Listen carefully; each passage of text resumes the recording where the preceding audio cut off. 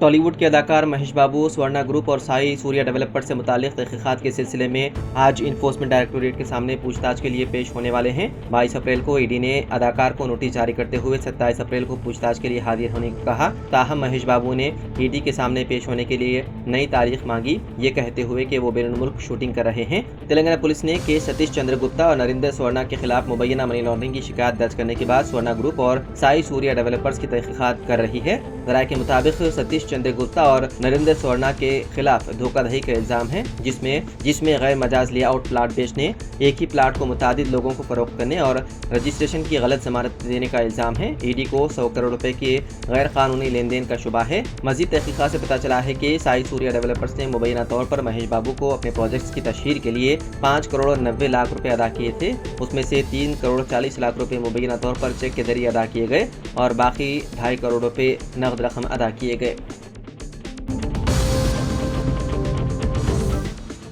Cricketer Virat Kohli ने भी test cricket से रिटायरमेंट का ऐलान करके सबको हैरान कर दिया। चंद रोज कबल ही कोहली ने बीसीसीआई को अपने रिटायरमेंट के बारे में मुतला किया था, जिस पर बोर्ड के अहदेदारों ने उन्हें फैसला वापस लेने की दरख्वास्त की थी, मगर आखिरकार कोहली ने टेस्ट क्रिकेट से रिटायरमेंट का फैसला किया है। उन्होंने अपने इंस्टाग्राम पर एक जज्बाती पोस्ट करते हुए कहा कि टेस्ट क्रिकेट में टेस्ट कैप पहनकर मुझे 14 साल हो चुके हैं।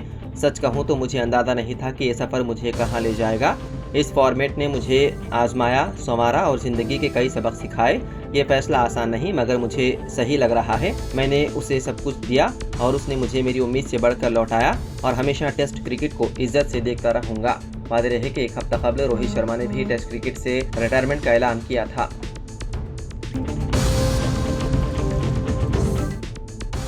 टीआरएस के एमएलसी के कविता ने पीर को तेलंगाना हुकूमत पर इल्ज़ाम लगाया है कि वो तेलंगाना इंडस्ट्रियल इंफ्रास्ट्रक्चर कॉरपोरेशन को एक अवामी कंपनी में तब्दील करने का मंसूबा बना रही है। कविता ने इल्ज़ाम लगाया है कि कांग्रेस हुकूमत कॉरपोरेशन की 1,75,000 एकड़ ज़मीन को गिरवी रखने का मंसूबा रखती है। हुकूमत ने 15 अप्रैल को जियो 12 जारी किया, जिसमें TGIIC की हैसियत को खानगी लिमिटेड कंपनी से प्राइवेट पब्लिक लिमिटेड इदारे में तब्दील करने की इजाज़त दी गई। इस इक़दाम का मकसद बॉन्ड्स, डिबेंचर्स, यहाँ तक कि मुमकिना IPO के जरिए कैपिटल मार्केट तक रसाई को काबिल बनाकर बड़े कर्जे लेने की सहूलत फराहम करना है। तेलंगाना भवन में प्रेस कॉन्फ्रेंस से खिताब करते हुए एमएलसी ने हुकूमती हुक्मनामे को जाहिर किया, जिसमें कांग्रेस हुकूमत पर तेलंगाना की ज़मीनों को स्टॉक एक्सचेंज में गिरवी रखने का इल्ज़ाम लगाया ताकि बड़े पैमाने पर कर्ज हासिल किया जा सके। तेलंगाना में आइंदा 4 दिनों के दौरान औसत बारिश की पेशकयासी की गई है। महकमा मौसमियात ने रियासत के बाद जिला में ऑरेंज अलर्ट जारी किया, जिनमें मुत्तहिदा आदिलाबाद, निजामाबाद, करीमनगर, वरंगल, खम्मम और नलगुंडा शामिल हैं। उन इलाकों में हल्की ता औसत बारिश के साथ साथ गरज चमक और तेज हवाओं के साथ शदीद बारिश का इम्कान है। हैदराबाद, रंगारेड्डी और महबूब नगर अजला में भी हल्की बारिश की तवक्को है।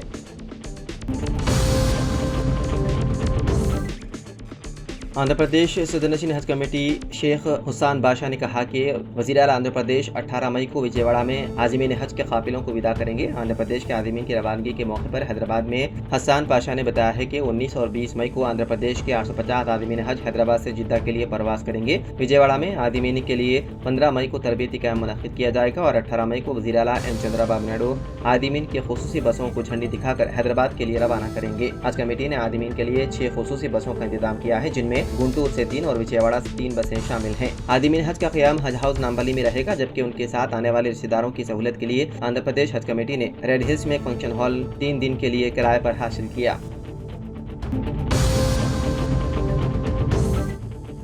मानसून की 27 मई को आमद मुतवक्के, बारिशें जल्द शुरू होने का है इम्कान। धूप की शिद्दत और गर्मी से परेशान शहरियों के लिए महकमा मौसमियात ने खुशखबरी दी और पेशकयासी की है कि आइंदा 2 हफ्तों में मानसून की आमद की यकीनी है और 27 मई को जुनूब मगरबी मानसून साहिल केरला से टकराएगा और अंदरून 4 यौम जुनूबी रियासतों में बारिशों का सिलसिला शुरू हो जाएगा। महकमा मौसमियात के एलामिया के मुताबिक आइंदा 15 दिनों में मानसून की आमद मुतवक्के है और मानसून के साथ गर्मी की शिद्दत में कमी आएगी। माहिरीन के मुताबिक जारिया साल भी क़ब्ल अज़ वक्त मानसून की आमद का इम्कान है और मौसम बारह में मामूल से ज़्यादा बारिश के इम्कानात को भी मुस्तरद नहीं किया जा सकता।